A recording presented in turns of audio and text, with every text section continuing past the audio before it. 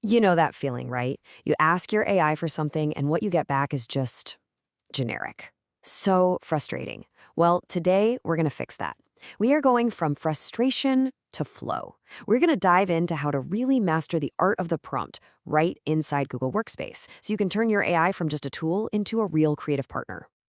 I mean, seriously, have you ever felt like you're just talking to a wall? You have this great idea in your head, you type it out, and the result is kinda meh? Look, if you're getting lackluster results, you are definitely not alone. It's a totally common thing. You know the AI is powerful, but you just can't seem to get what you actually need from it. Okay, now check this out. This slide pretty much shows us exactly where the problem is.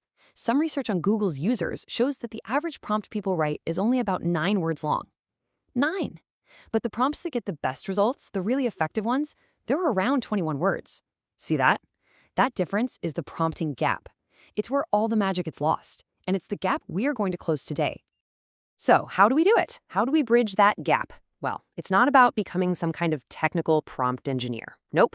It's about a really simple, easy to remember framework called PTCF. Just think of this as your secret formula for getting exactly what you want from your AI. First up, we've got P for persona. This is where you literally give the AI a job. Don't just ask it something, tell it who to be. Are you talking to an expert copywriter, a seasoned project manager, a friendly HR rep? When you assign a role, you instantly focus its tone and its knowledge. It's a game changer. Next is T for task. Now, this might be the most important part of your whole prompt. You have to give the AI a clear command, something with action. Use a strong verb. Are you asking it to draft something, to summarize a document, to create, analyze, or compare? You've got to be direct and tell it exactly what you need it to do. Then we have C for context, and you can think of context as the fuel for a great response. This is where you give it the background info, the key details, the why behind what you're asking. The more context you give it, the more tailored and truly useful the output is going to be. This is how you avoid those generic answers for good. And finally, F is for format. Simple, right? How do you want the information back? Do you need a neat table, a professional email, a simple list of bullet points, a script? By telling it the format up front, you save yourself a ton of time on editing and rearranging later. You get the info exactly the way you need it. And this slide just shows the difference so perfectly. On the left, a weak prompt, plan an offsite, so vague. But look at the strong prompt on the right. It clearly defines the task, plan, the context, a 3-day DC offsite for a new marketing team, and the goals, bonding and strategy. Right there, you're giving it so much more to work with. The result isn't just a little better, it's actually useful. Okay, so let's put this PTCF framework into action with a real-world example. It's so important to remember that prompting isn't a one-and-done command, it's really a conversation. You start with a strong prompt, and then you build on it. You see, it's an iterative process. You start with that strong PTCF prompt to get a first draft of an agenda. That's step 1. The result is pretty good, but maybe you need some more ideas. So in step 2, you just continue the conversation. Hey, can you suggest 3 icebreaker activities? You're refining the idea. Then in step 3, you decide it would look way better as a table. So you just ask it to change the format. It's this back and forth that really gets you to that perfect final result. All right, so you've got the framework down. Now let's add a few pro tips to your toolkit. These are going to take your prompts from just good to absolutely great. First one, use natural language. You don't need to write in weird code or robotic phrases. Just write in full sentences, like you were sending an email to a colleague.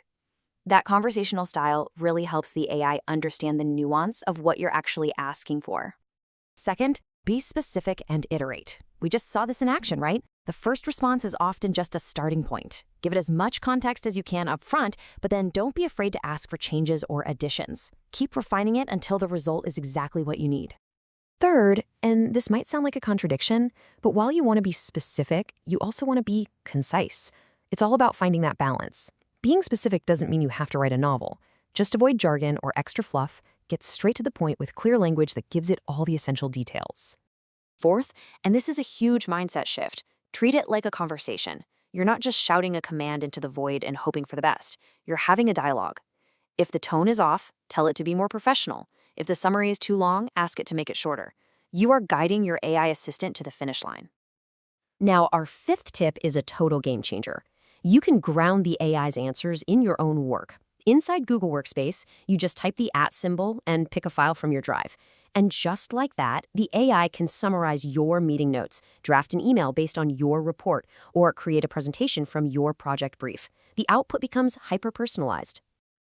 And for the ultimate pro move, you can actually ask the AI to help you write better prompts. Seriously. Just start by saying, make this a power prompt, and then give it your simple idea. It will suggest a much more detailed PTCF-style prompt that you can then use to get a way better result. It's like having a coach built right in. So, what have we learned here? Effective prompting isn't some secret dark art. It's a skill. And just like any other skill, the more you practice, the better you get. You now have the framework and the tips to get started. And I think this is the crucial point to remember. The AI is an incredibly powerful tool, an amazing collaborator, but you are always, always in control. You guide it, you refine its work, and you own that final product. It's here to boost your creativity, not replace it. That gap between a frustrating 9-word prompt and a flow state 21-word prompt, it's now yours to command. You've got the formula, you've got the pro tips. So the only real question left is, what are you going to create?